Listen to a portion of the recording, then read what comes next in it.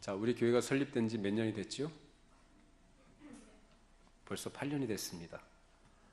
2008년 4월 19일 토요일 날 오전 11시에 설립 예배를 드리고 벌써 만 8년이 됐는데 그동안 지난 날을 돌아보면은 참 여러 가지 많은 일들이 있었어요. 참 옛날 사진을 돌아보면 참 이때가 있었구나라는 생각이 들 정도로 그 추억어린 사진들도 있고 또 여러 어려운 문제들도 있었고 그런 가운데서도 하나님께서 우리에게 또 어려운 가운데서 피할 길도 허락해 주시고 또 은혜를 주셔서 이날 이때까지 교회가 교회로서 이렇게 걸어오도록 해주셨습니다. 우리 하나님께 감사하고 영광을 하나님께 올려드립니다. 또 앞으로 하나님께서 지금까지 인도하신 것처럼 앞으로도 인도하실 것을 우리가 믿고 그 믿음 안에서 그 주신 은혜가 그 은혜 되게끔 교회가 교회답게 목사가 목사답게 성도가 성도답게 하나님이 기뻐하시는 열매를 맺는 그러한 복된 우리의 삶이 되기를 바랍니다. 이 일에 하나님께서 우리에게 선한 손을 갖게 하셔서 그렇게 하게 하실 터인데 이 일에 우리가 모두가 중요한 건 하나된 마음과 믿음을 가지고 하나된 목표를 향해서 달려가야 된다라는 것입니다. 교회는 공동체죠. 어느 하나 독립적이지 않고 나누이지 않고 갈라지지 않는 가운데서 일치와 연합을 이루는 것이 교회가 가지고 있을 기본적인 모습이라 할 수 있습니다. 이러한 일에 하나님께서 우리에게 은혜를 주시기를 바랍니다. 자, 우리 이제 오늘 말씀이 교회가 맺어야 될 열매라는 제목을 가지고 말씀을 준비했는데 여러분 열매 그러면 사람들이 어떤 걸 생각하던가요? 특별히 수식어를 좀 붙여서 풍성한 열매라고 할 때 사람들이 갖고 있는 선입견이 있습니다. 뭘 생각할까요? 많고 좀 커 보이는 거, 그렇죠? 그 사람들에게 인정받고 평가받을 만한 것으로 이루어져 있는 그 어떤 것, 그것을 이제 풍성한 열매로 이렇게 이해들을 많이 합니다. 물론 교회에서도 그렇게 생각을 하죠. 그래서 교회가 몇 년이 됐으면 또 몇 년이 됐는데 얼마나 커졌느냐, 얼마나 많은 사람이 모이며 또 외적으로 얼마나 부흥하고 성장했는가, 이런 것을 가지고 평가하기를 좋아합니다. 물론 그 외형적인 것, 외적으로 드러나 보이는 것도 전혀 무시할 수 있는 것은 아니죠. 완전히 무시할 수 있는 건 아니에요. 그러나 그럼에도 불구하고 성경이 우리에게 가르치는 열매라는 것은 그렇게 외형적인 것이 아니라 내적이고 본질적인 것을 가르칩니다. 이해하십니까? 그래서 사람들이 보기에 좋은 것, 또 평가받을 만한 가치 있어 보이는 그런 것들은 바로 세상 가치관이고 세상의 기준입니다. 근데 오늘날 교회도 그런 세상에서 말하는 그런 양적, 물량적인 것들이 교회 안에 너무나 많이 들어와서 이 교회도 그런 걸 가지고 평가를 합니다. 근데 하나님 나라는 그렇지 않습니다. 하나님의 나라는 세상 가치와 반대됩니다. 하나님의 나라는 작은 것이지만 가치 있는 것으로 묘사합니다. 저와 여러분들에게 그런 하나님 나라의 열매가 풍성하게 맺어지기를 바랍니다. 자, 열매라는 것은 그 열매가 가진 특징이 무엇이냐를 보고 판단하게 되는데, 그리고 그 열매는 아무 때나 맺는 것이 아니라 때가 되어야 맺게 되는 것이고, 거기까지는 과정이 필요하겠죠. 단계가 있고 과정이 있고, 그러다 보니 사람의 조급함과 어떤 그런 기대가 아닌 거기서 인내가 반드시 수반된다라는 것입니다. 그래서 때가 되면 그 열매를 맺게 하신 분은 누구시냐? 하나님이시다라는 거예요. 그 과정에서 우리가 가져야 할 태도는 바로 믿음인 것입니다. 자, 우리가 믿음을 얘기할 때 믿음에 자란다 이렇게 얘기합니다. 그리고 풍성한 열매를 맺는다라고 할 때 그 열매가 맺어지기까지 성장한다, 성숙해간다 이렇게 얘기하는데, 그런 것에 있어서 여러 가지 은사나 재능 이런 것뿐만 아니라 은혜도 같이 성장한다는 것을 꼭 기억하셔야 합니다. 단순히 은사적인 면에서 자란다면, 그래서 기능적이고 어떤 일하는 것에서 이렇게 탁월해지고 그것이 익숙해지는 것이라고 한다면 그것은 반드시 잘못된 결과를 초래할 수가 있습니다. 우리가 잘 알고 있는 이 고린도 교회가 그런 경우 아니겠습니까? 고린도 교회가 어떤 교회였습니까? 하나님께서 주신 은사가 풍성한 교회였습니다. 병 고치는 은사, 또 뭐죠? 어떤 뭐 방언을 하는 것, 영분별의 은사, 어떤 지혜의 은사, 다양한 뭐 구제하고 뭐 이런 것도 다양한 은사들이 탁월했어요. 그래서 성도들은 다른 교회들보다도 그 성도들에서 은사적인 면에 있어서는 타의 추종을 불허할 정도였습니다. 그런데 그들은 영적으로는 어린아이들이었고 교회 안에 병폐가 만연했습니다. 그래서 그 교회 안에 드러난 문제점들이 뭐죠? 분파주의, 시기심, 경쟁심, 그리고 또 여러 가지 문란한 그런 삶의 모습들이 많이 드러나지 않았습니까?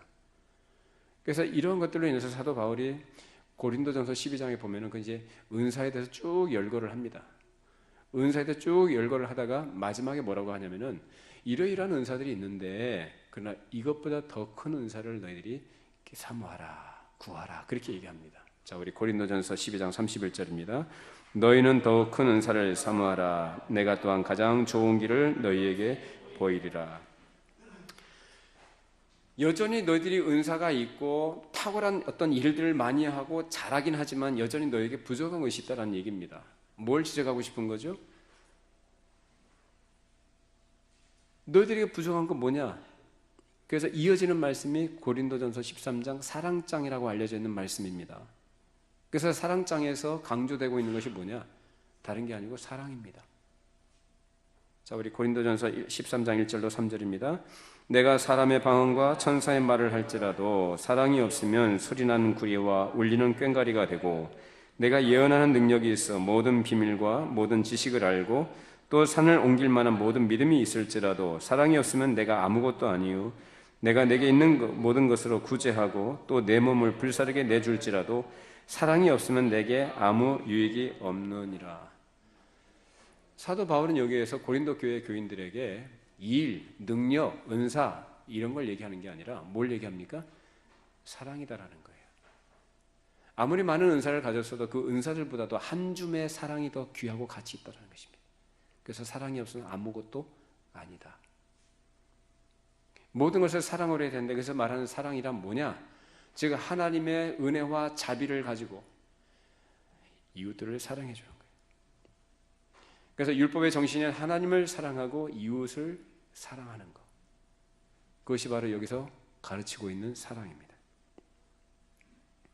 은사는 자기의 유익이 아니라 다른 사람의 유익을 위해서 하나님이 주신 거죠. 내가 갖고 싶다고 해서 그 은사를 가지고 내가 가지고서 나를 자랑하고 나를 드러내고 나를 증명하는 데 쓰도록 준 것이 아니라 다른 사람을 위해서 교회의 유익을 위해서 그 은사를 주신 것이다라는 거예요. 그 은사를 행할 때 반드시 필요한 것이 뭐냐면 바로 은혜가 함께 있어야 한다는 것입니다. 그래서 은혜는 이 은사와 함께 있어야 하는 것이지 이 은사만 있게 되면 사람이 어떻게 되냐면 교만해집니다. 은사는요 일시적인 것이고 영원하지 않습니다. 그러나 은혜는 영원한 것입니다. 은사는 말 그대로 기능적인 거예요. 어떤 목적을 위해서 일을 하도록 하시는 어떤 테크닉, 기술, 어떤 그런 실력 이런 것들을 은사라 그렇게 얘기하는 거예요. 근데 그 은사는 하나님께서 일시적으로 맡겨주시는 것이지 그것은 영원한 것이 아니고 그리고 그것이 그 사람의 믿음의 척도라든지 기준이 될 수는 없습니다. 하나님께서 쓰시고자 하신 용도에 맞게끔 그 사람에게 주시는 것뿐입니다. 믿으십니까? 반면에 은혜는 바로 우리를 구원하시는 은혜예요. 구원받은 하나님의 백성을 살아가는 데 필요한 모든 것을 공급해 주신 것이 바로 은혜입니다. 그러므로 이 은혜는 은사보다 더 귀한 것이고 영원한 것입니다. 자, 여기서 우리가 생각할 것은 은사적인 성장이라는 것은 그 사람이 하나님의 사람으로서의 성장과 병행이 될 때 그것이 실제적인 유익을 줄 수 있다는 것입니다. 그러나 그렇지 못할 때는 은사가 오히려 성장에 방해가 됩니다. 어떤 성장일까요? 영적 성장, 신앙적 성장과 성숙에 방해가 돼요.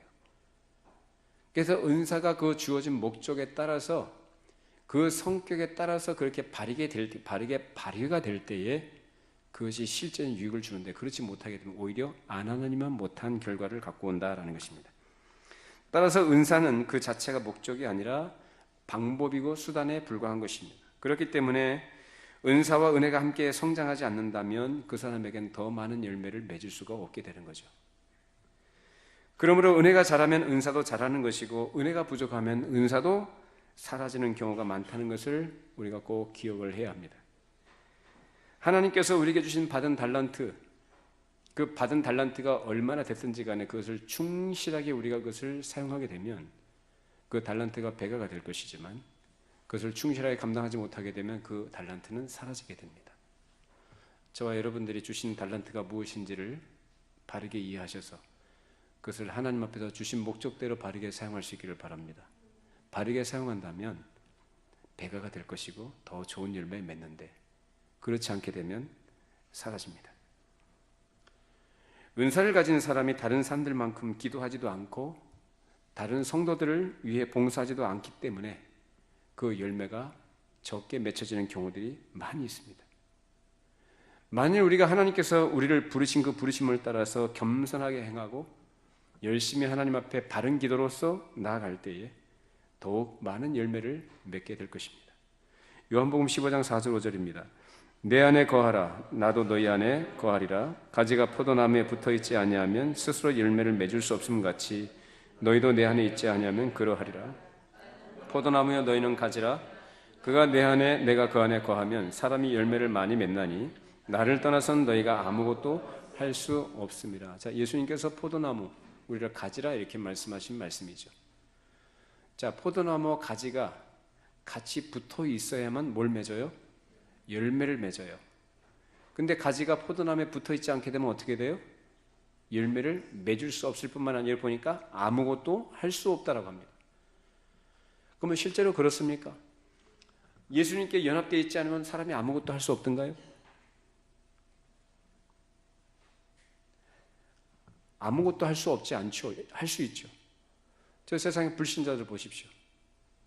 예수님도 모르고 예수님과 연합되어 있지 않는 자들인데 잘 살잖아요. 세상에서 대단한 일들을 해나잖아요. 많은 일들을 감당하잖아요.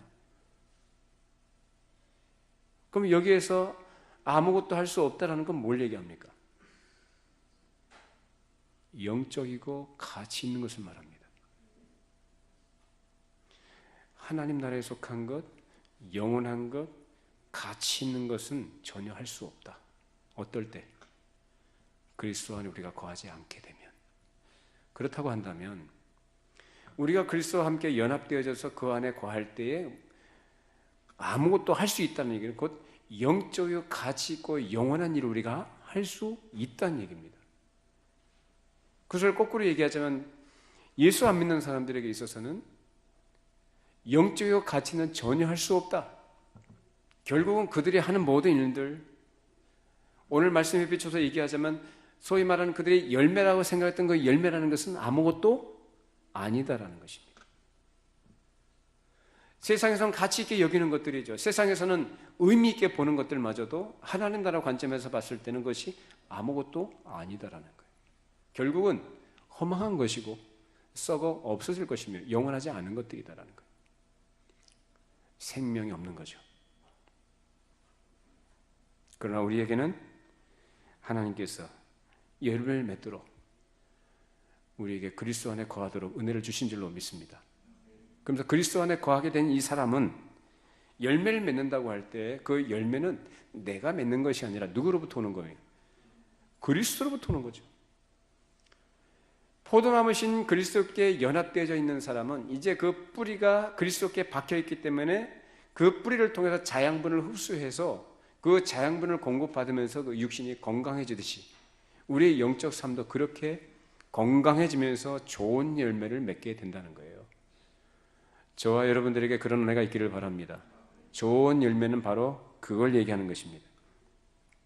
그렇기 때문에 그 사실을 깨닫고 그런 사람은 더 겸손하게 자기를 낮추고 그리스도 안에서 그리스도를 위해 은사를 사용하면서 자기에게 없는 은사를 가진 다른 성도를 시기하지 않으며 주어진 것에 만족할 수 있다면 비록 은사는 조금 부족해 보이는 것 같고 작아 보여도 풍성한 열매를 맺을 수가 있습니다. 하나님께서는 겸손한 자와 동행해 주시고 하나님을 경외하는 자에게 은혜를 베푸십니다. 겸손하게 하나님을 경외하는 자에게 하나님께서는 친밀하게 다가가셔서 그와 동행해 주셔서 그 사람으로 하여금 많은 열매를 맺도록 복을 내려 주신다는 것입니다.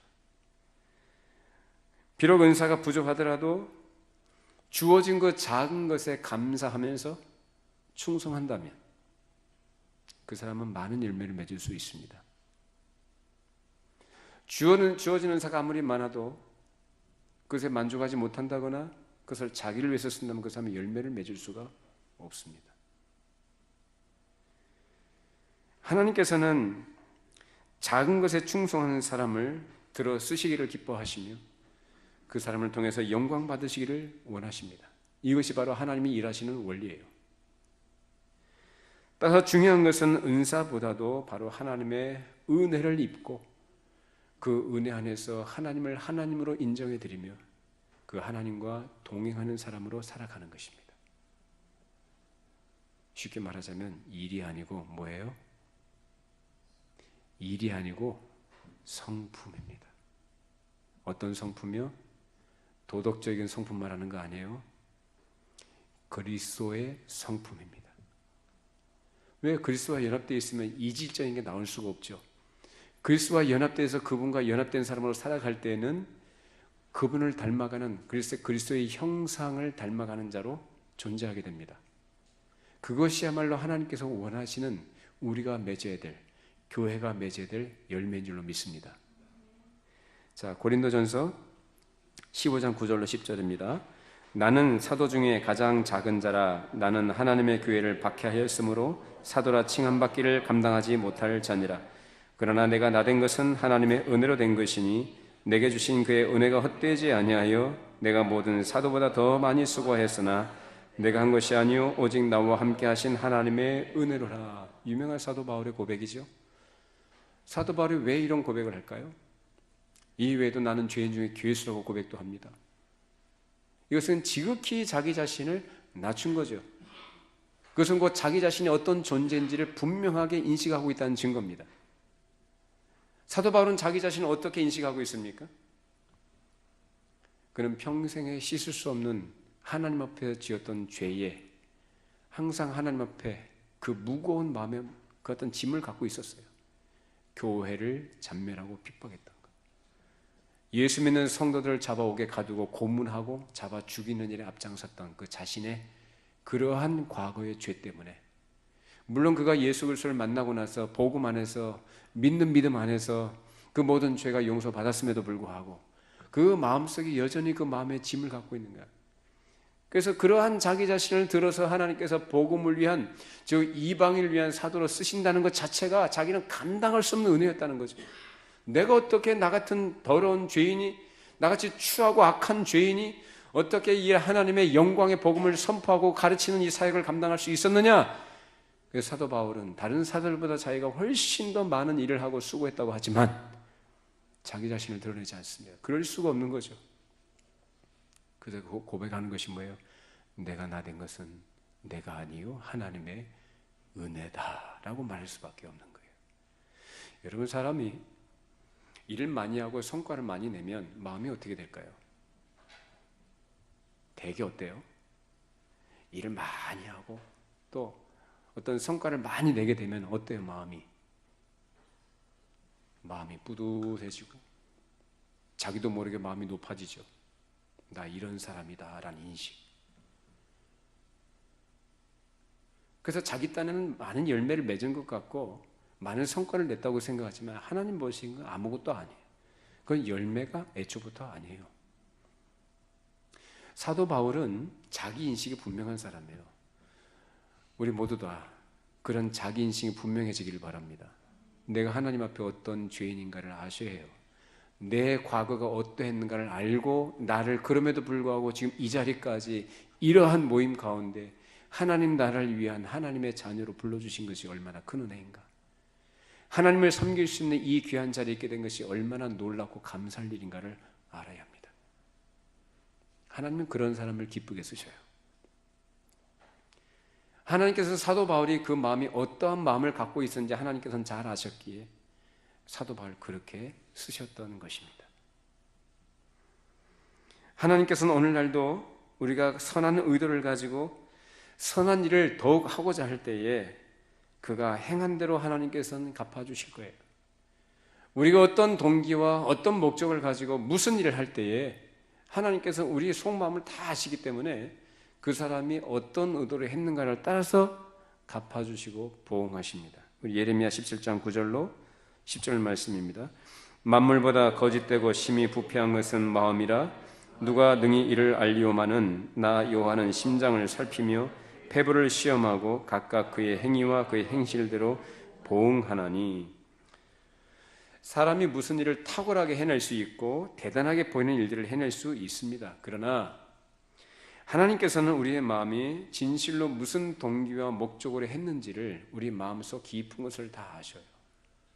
그렇기 때문에 그것이 선한 마음과 동기를 가지고 했다고 한다면 하나님께서는 그것을 인정하실 것이고 거기에 따라서 갚아주실 줄로 믿습니다.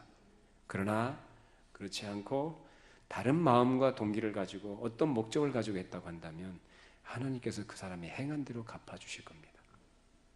이것은 정확합니다. 우리 모두 하나님 보시기에 선한 마음과 또 선한 일을 사모하는 마음을 가지고 우리에게 주어진 일들을 감당해 나가기를 바랍니다. 그래야 할 때 하나님께서는 우리의 모든 선한 행실들을 기억하셔서 하나님의 약속을 따라 우리에게 갚아 주실 것입니다. 모든 것이 일할 기회가 있는 것인데요, 일도 할 수 있는 기회가 있을 때 해야 합니다. 그 기회를 놓치게 되면 일을 하고 싶어도 할 수가 없습니다.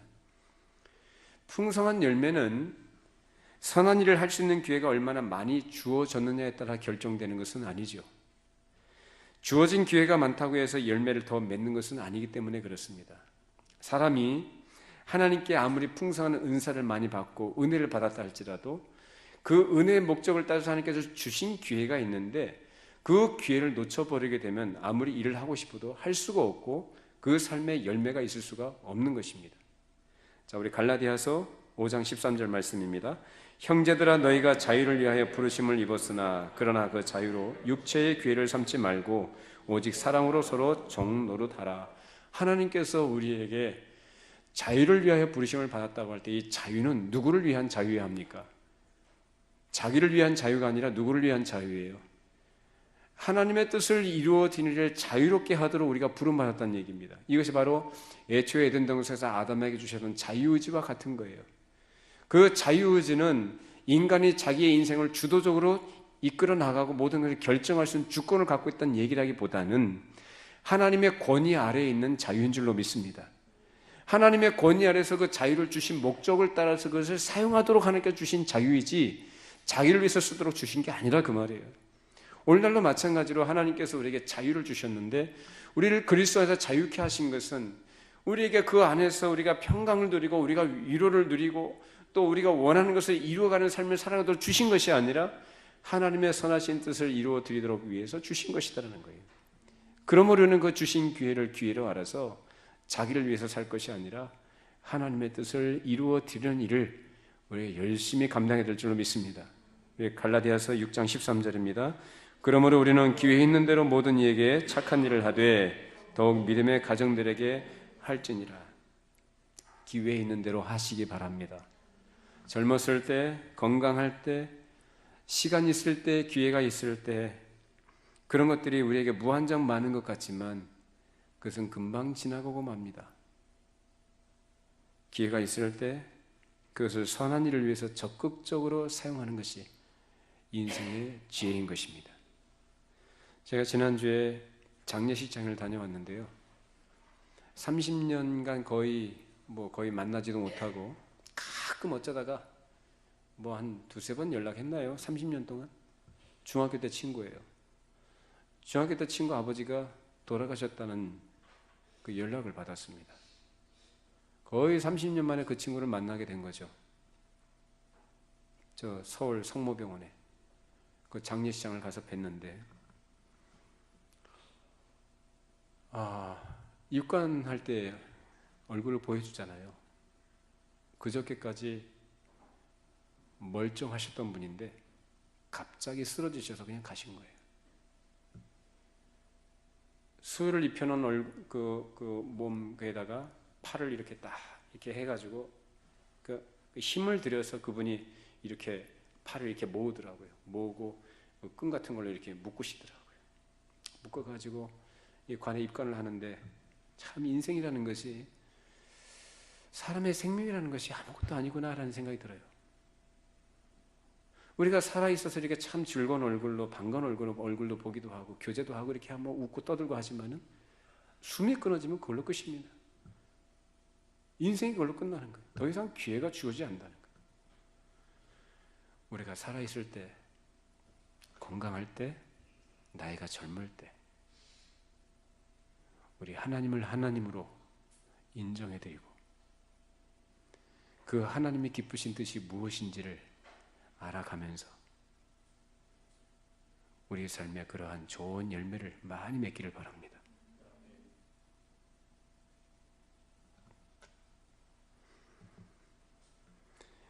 일할 수 있는 기회는 적지만 선한 뜻을 품은 사람은 하나님 앞에서 더욱 성장해서 많은 열매를 맺을 수 있습니다. 기회가 많다고 해서 많은 열매를 맺는 거 아니에요. 그러니 여러분들이 이제 나이가 들고 힘도 약해지고 경제로 또 미미해서 내가 할 수 있는 일이 없다고 생각할 때가 기회인 줄로 믿으시기 바랍니다. 기회가 적어도요, 그러한 선한 마음, 하나님 앞에서 그 선한 마음을 가지고 어떤 일을 하게 될 때 기회를 많이 가졌던 사람보다 더 많은 열매를 맺을 수 있다는 말씀이에요. 자, 우리 시편 90편 10절 12절입니다. 우리의 연수가 70이요 강건함은 80이라도 그 연수의 자랑은 수고와 슬픔뿐이요 신속히 가니 우리가 날아가나이다. 누가 주의 노여움의 능력을 알며 누가 주의 진노의 두려움을 알리이까. 우리에게 우리날 계수함을 가르치사 지혜로운 마음을 얻게 하소서. 우리 시간이 우리에게 주어졌다는 것을 우리가 기회로 알고 그 작은 그런 기회지만 하나님을 사랑하고 이웃을 사랑하는 마음으로 선한 일을 우리가 하고자 할 때 그 사람에게는 풍성한 열매가 맺혀지게 될 것입니다. 진실로 사람의 선한 일을 행할 기회가 주어졌을 때 안일하게 자기 만족을 구하지 않고 자신의 성장을 위한 기회로 삼아서 최선을 다한다 할 때에 그로 인해서 더 풍성한 열매를 맺을 것이며 하나님께 인정받게 될 것입니다. 중요한 것은 선한 마음이에요. 선한 마음으로 선한 일을 사모하는 마음으로 하는 거예요. 여기서 말하는 선하다는 건 뭘까요? 윤리도덕적 말하는 거 아니죠. 윤리도덕 말하는 거 아니라 하나님이 보시기에 좋은 것입니다. 하나님 보시기에 좋은 것이 뭡니까? 죄인들이 예수를 믿는 거예요.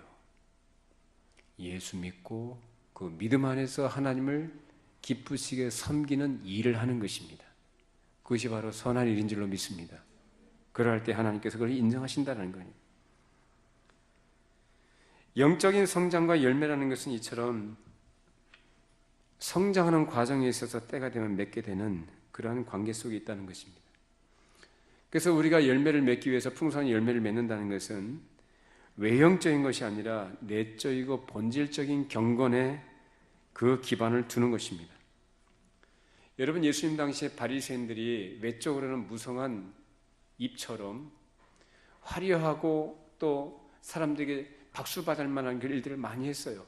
종교적으로 선한 일도 많이 했고 구제도 많이 했고 또 이것저것 또 의식을 따라서 지켜나가는 여러 가지 율법을 따라서 행하는 일들이 그들의 삶에는 좋은 열매로 보였지만은 예수님께서는 뭐라고 하셨어요? 회칠한 무도입니다라고 말씀하셨어요. 화했을진저 외식하는 서기관과 바리새인들이야. 그래서 그들의 뿌리는 어디 있냐면은 하나님의 말씀에 둔 것이 아니라 자기 자신에게 뿌리를 두고 행한 거예요. 그러니 자기 자신한테 뿌리를 두고 행 것이다 보니까 겉으로는 대단해 보이고 그 어떤 성취한 것이 보이고 어떤 좋은 열매들로 보여지는 것들이 있겠지만은 주님 보시는 것이 전혀 가치 없는 것이었다는 거죠. 자기들의 열심, 자기들의 열정, 자기들의 어떤 경험, 뭐 이런 것들을 가지고 자꾸 치장을 하기 좋아하는 거예요, 자기를. 그 하나님 원하신 열매는 그런 게 아닙니다. 일을 많이 못할지라도 그 중심이 하나님 앞에서 바르다면 그것이 바로 풍성한 열매일 것입니다. 우리 주님께서 우리에게 그걸 원하시는 거다. 그런 풍성한 열매를 맺힐 때는 그 나무가 뿌리를 깊이 내려야 되는데 어디다가 뿌리를 내려야 됩니까? 예수 그리스도 하나님의 말씀에 깊이 뿌리를 내릴 때 그러한 좋은 열매를 맺게 되는 것입니다. 저와 여러분들이 그 하나님 말씀에 그 우리의 삶과 우리의 복의 근원이신 예수 그리스도께 깊이 뿌리를 내리시기 바랍니다. 그 뿌리로부터 자양분을 공급받으셔서 그리스도의 성품을 닮아가시고 그리스도의 형상을 이뤄가시는 그런 은혜의 삶이 되시기를 바랍니다. 진정한 성장은 그처럼 내면 깊은 곳으로부터 시작되는 것이고 이런 것들이 건강하게 자람으로써 겉모양도 자라가게 된다는 것입니다. 그렇기 때문에 성장의 판단 기준은 외적인 것이 아니라 내적인 참된 경건인 것입니다. 그러면 경건이 무엇이냐? 자, 우리 야고보서 1장 27절입니다. 하나님 아버지 앞에서 정결하고 더러움이 없는 경건은 곧 고아와 과부를 그 환난 중에 돌보고 또 자기를 지켜 세속에 물들지 아니하는 그것이니라. 자, 하나님 앞에서 정결하고 더럽는 경건, 이것은 뭐라고 합니까? 고아와 과부를 그 환난 중에 있는 사람들을 어떻게 해요? 돌보는 거예요. 성경에서 고아와 과부를 얘기할 때는 누군가로부터 도움을 받지 않으면 생존할 수 없는 사람들을 지칭하는 것입니다. 그만큼 약자들이라는 것이에요. 그것은 곧 불쌍한 사람 도와주라는 얘기가 아니라 그 이전에 우리 내면으로부터 우리가 하나님의 도우심이 아니면 살아갈 수 없는 존재라는 것을 절박하게 인식하고 있다고 한다면 나 또한 누구를 다른 이웃들을 그렇게 불쌍히 여기고 긍휼히 여기는 마음을 가지고 대할 수 있어야 한다는 거예요. 그렇게 하면서 동시에 자기 만족에 취해서 자기 욕망을 추구해 나가는 사람들과 달리 즉 세속에 속한 사람들과 달리 그런 것들에 물들지 않고 자기를 말씀으로 쳐서 복종시키고 하나님 말씀 앞에 자기를 지켜나가는 삶을 살아가는 것, 이것이 바로 하나님 앞에서의 경건입니다. 그런 사람들에게서 뭐가 나타난다고요? 열매가 나타난다는 거예요. 그것이 교회가 또 성도로서 맺어야 될 열매인 것입니다. 그런데 많은 사람들이 겉으로는 그리스도께 속한 것처럼 보이지만 실제로 그렇지 않은 경우가 많이 있습니다. 겉으로는 사랑도 풍성하고 기쁨도 충만한 것 같고 산을 옮길 만한 믿음이 있는 것처럼 보입니다. 그래서 평탄할 때는 그 믿음이 더 확장되고 커 보이게 만들지만 환난이 오고 어려움이 닥치게 되면 그것들이 다 떨어져 나가 버립니다. 여러분 그렇습니다. 예수님께서 씨 뿌리는 비를 통해서 말씀하신 것도 길가에 돌짝밭에 가시밭에 이 씨가 뿌려질 때에 그것을 사람들이 말씀을 받는 것으로 이렇게 얘기하시는 거거든요. 근데 그 말씀을 들을 때 사람들이 어떻게 듣던가요? 기쁨으로 즉시 받아요. 기쁨으로 받는데 세상의 염려와 어려움과 환난이 닥치게 되면 어떻게 됩니까? 그런 것들이 그 씨앗이 자라지 못하도록 기운을 막아버려요. 그래서 열매를 맺지 못하는 상태에 떨어지게 된다라고 말씀하십니다. 중요한 건 뭐냐면 열매를 맺기까지는 과정이 필요한데 그 과정에는 반드시 어려움들이 있다라는 거예요. 그 어려움들을 우리가 어떻게 바라보고 인식해야 되느냐, 그리고 어떻게 그것을 헤쳐나갈 수 있어야 되느냐라는 거예요. 사람이 좋을 땐 다 좋아요. 좋을 땐 다 믿음이 좋아 보여요. 문제가 없을 땐 아무 문제 없어 보이죠. 근데 좀 어려워 보세요. 환난이 닥치고 재난이 닥치고 믿음을 뒤흔들 만한 그런 어떤 사건들이 발생하게 될 때 그 사람이 어떻게 반응하는가? 그걸 보면 그때 그 사람의 실체가 본 모습이 드러납니다. 그래서 시간이 갈수록 시간 속에서 겪게 된 여러 가지 어려움들이 가중될 때에 그 사람이 과연 참된 경건의 사람이냐 아니냐? 그것은 거기서 드러나게 된다는 거예요. 그래서 이 환난은 하나님께서 알곡과 가라지를 구분해내는 과정인 줄로 믿으시기 바랍니다. 환난 가운데 있을 때, 어려움이 있을 때 그것을 어떤 시각으로 우리가 바라봐야 되느냐. 우리 로마서 5장 3절 4절입니다. 다만 이뿐 아니라 우리가 환난 중에도 즐거워하나니 이는 환난은 인내를, 인내는 연단을, 연단은 소망을 이루는 줄 알미로다. 하나님의 선하심을 알고 믿는 경건한 사람은 어떤 역경이나 환난이 와도요, 그것을요 믿음으로 이겨냅니다. 환난은 믿음과 소망을 더욱더 굳건하게 해주는 그러한 하나님의 일하시는 과정인 것을 알기 때문에 그러나 환난을 당할 때 오히려 그 사람의 믿음과 환난으로 인해서 하나님의 은혜를 더 깊이 경험하는 자리로 갑니다. 우리 모두 그런 자리로 갈 수 있기 바랍니다. 환난 당할 때, 어려움 당할 때 좀 힘들다고 낙심하거나 또는 절망하거나 하나님께 불평할 게 아니라 오히려 어려움 가운데서 하나님의 은혜를 깊이 경험할 수 있는 기회로 삼아서 하나님 앞에 더 낮아지는 기회로 삼으시기 바랍니다. 낮아지는 거죠. 낮아질 때 하나님께서는 그 사람을 쓰십니다. 낮아지는 그 사람은 하나님의 거룩하심을 드러내고 그리스도의 성품을 반영하는 사람으로 살아갑니다. 그렇기 때문에 그 사람에게는 좋은 열매가 맺혀지게 되는 것입니다. 특별히 그러한 믿음 안에서 우리가 살아갈 때 우리에게 중요한 것이 바로 기도 생활이에요. 기도는 우리의 영적 생명력을 강화하고 활성화시키는 아주 중요한 은혜의 수단이에요. 그래서 사람이 은사를 가지고 있어도요, 기도하지 않으면 그 은사가요, 그 사람을 부패하게 만들어요. 더 교만하게 만들고 그 사람을 더욱더 거칠게 만듭니다. 그러나 하나님의 은혜 안에서 정말로 하나님께서 주신 그 은혜의 목적을 바르게 알고 그것을 사용하려고 할 때 기도하는 사람은 언제나 하나님 앞에 감사해요. 감사하면서 기도하고 감사하면서 기도할 때 하나님의 성품을 더욱더 많이 닮아가며 하나님의 선하신 뜻이 무엇인지 잘 분별해서 그 일에 순종하며 살아갑니다. 그것이 뭐라고요? 좋은 열매입니다. 그래서 사람이 은사를 많이 갖고 있다고 하고 은혜를 많이 경험했다고 하면서도 기도하기를 게을리 한다면 그 은혜는 부패합니다. 은사도 사라집니다. 그러니 열매가 없죠. 자기 딴에는 열매가 있다고 생각하지만 그건 열매가 아니에요.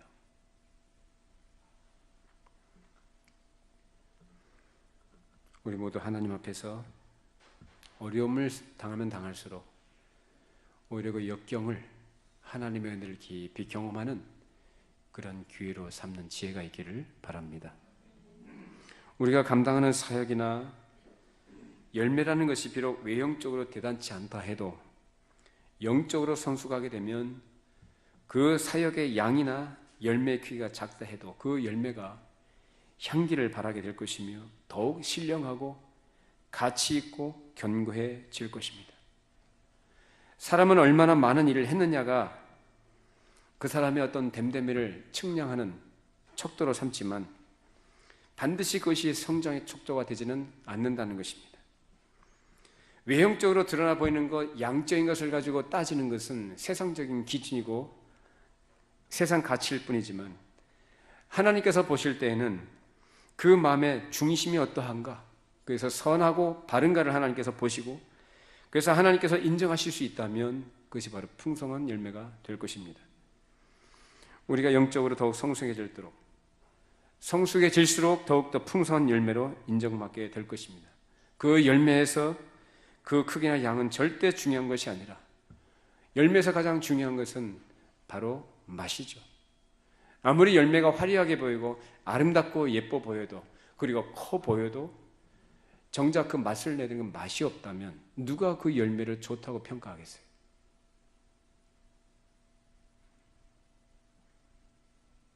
수박이 맛있으려면 어떻게 됩니까?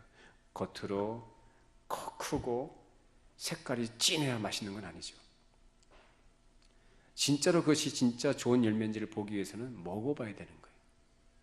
그 맛이라는 것은 하나님과 사람에게 기쁨이 되는 것을 말합니다.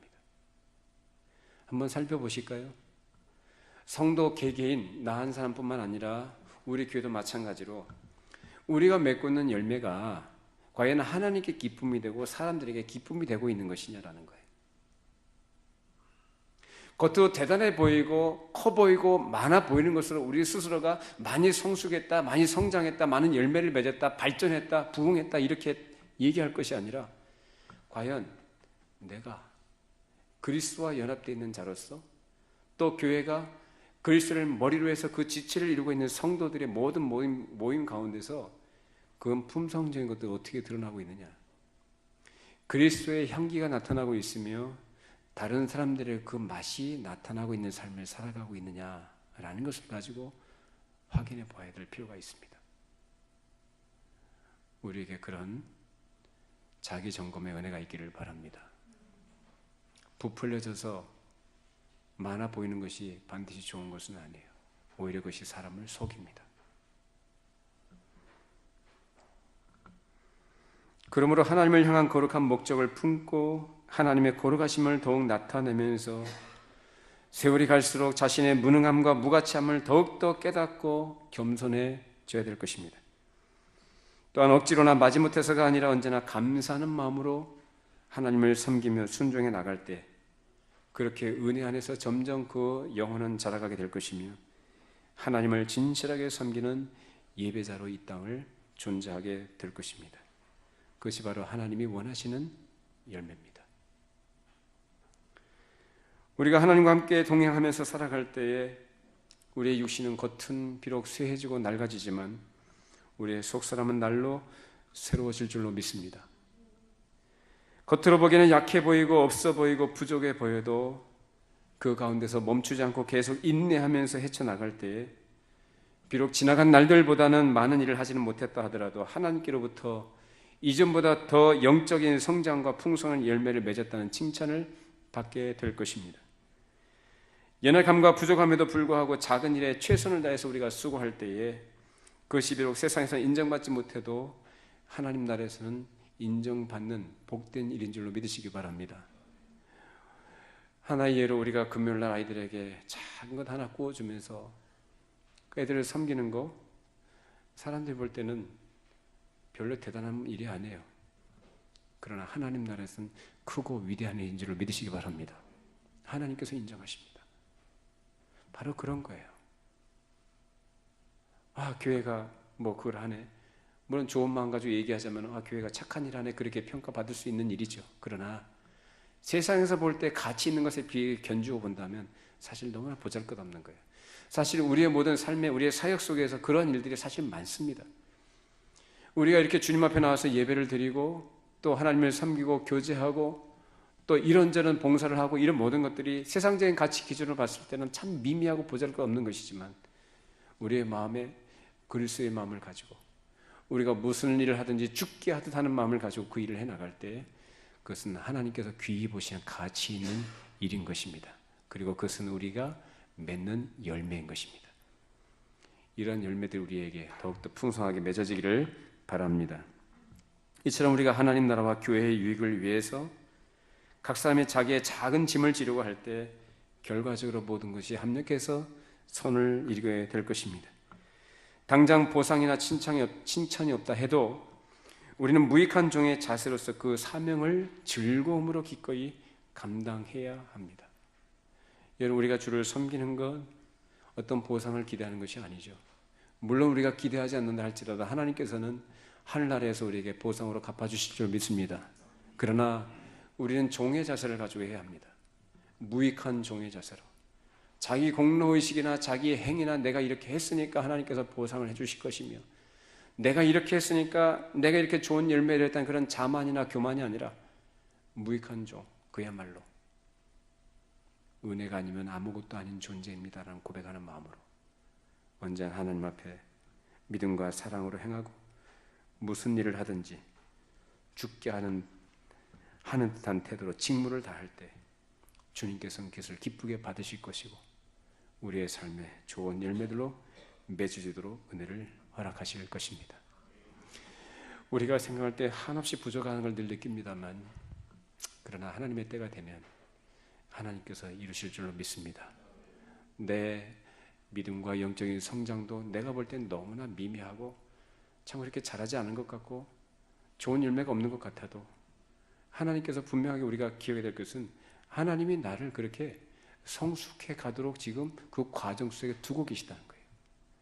믿으십니까? 자라갑니다. 우리가 거듭난 하나님의 백성이라고 한다면 그 생명 계속 자라가게 돼 있습니다. 그러니 자기 자신의 모습과 수준에 절망하거나 낙심하지 마시고 언제나 그 하나님의 베푸시는 은혜를 감사하면서 겸손하게 작은 일에 충성하실 때 그 작은 일을 통해서 하나님께서는 영광 받으실 줄로 믿으시기를 바랍니다. 아무리 주목받지 못한 일을 하고 있다 할지라도 우리가 묵묵히 우리에게 주신 일 사명을 감당할 때 하나님께서는 그 일을 통해서 영광 받으실 줄로 믿습니다. 이것이 우리 교회가 감당해야 될 사명이요 맺어야 열매인 것입니다. 기도하겠습니다. 걸어가신 하나님 아버지, 오늘도 우리에게 은혜를 허락하여 주셔서 우리의 교회가 맺어야 될 열매가 무엇인지, 우리의 성도 각 사람이 어떤 열매를 맺어야 될지 말씀으로 돌아볼 수 있도록 깨닫도록 은혜 주심을 감사드립니다. 하나님, 지난 8년간 주께서 말할 수 없는 은혜와 베푸신 사랑으로 인해서 저희 교회가 이 길을 걸어왔으며 이 믿음의 길을 또한 하나님 앞에 감사하며 충성하며 헌신하도록 이끌어 주셨습니다. 하나님, 참으로 저희들이 수고한 모든 것이 우리의 수고가 아니라 모든 것이 주님의 은혜인 줄로 고백합니다. 모든 것이 주님의 은혜요, 은혜의 결과요, 하나님께서 영광 받으신 일인지로 믿습니다. 하나님, 저희 각 사람이 비록 미미해 보이고 작아 보이고 아직까지 하나님께서 주시는 은혜에 합당치 못한 열매를 맺는 것, 많이 맺지 못한 것 같지만, 그러나 우리의 중심이 언제나 하나님 앞에서 선하고 바르게 가지게 하셔서 참으로 하나님께서 기뻐하시는 사람으로 존재하게 하시며 하나님의 거룩하심을 나타낼 수 있는 그런 믿음의 길을 우리 모두 묵묵히 걸어가도록 도와주셔서 우리의 삶의 그런 가운데 하나님의 거룩하심을 드러내며 하나님의 거룩하신 사랑과 자비하심과 그 하나님의 놀라신 은혜를 증거하는 그런 축복의 통로로 살아가는 저희 모두가 되게 하여 주시옵소서. 그것이 하나님께서 원하신 좋은 열매인 것을 저희들이 언제나 기억하고 우리가 허망한 일에 마음 뺏기지 않게 하시고 외적으로 드러나 보이는 일에 우리의 관심을 두지 않도록 항상 하나님 앞에 겸손하게 행하는 저희가 되게 하여 주시옵소서. 우리 속사람이 날마다 새로지게 하여 주시고 더욱더 강건하게 하시고 은혜를 더욱더 의지하게 하시고 하나님만을 높여드리며 기뻐하는 그런 믿음의 사람들로 살게 하여 주시옵소서. 예수님의 이름으로 기도하옵나이다. 아멘.